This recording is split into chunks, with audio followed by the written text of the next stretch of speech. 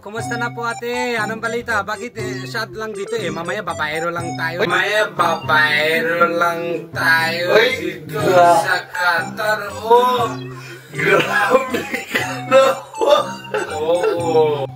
Bibili tayo, siyempre, pinapanood niya yung vlog natin. Hindi pwedeng hindi tayo bibili. Siyempre.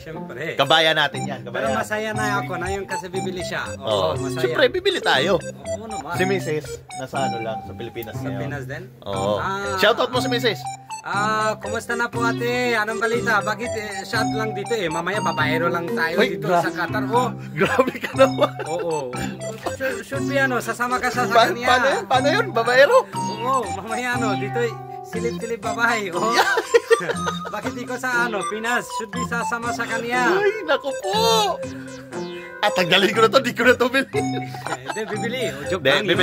Bibili tayo kasi siyempre, na-surprise lang ako na yung vlog pala natin ay pinapanood pala nila. Kaibigan natin to eh.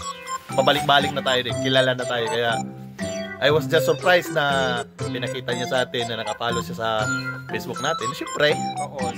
So, bawi-bawi lang yan. Dito po.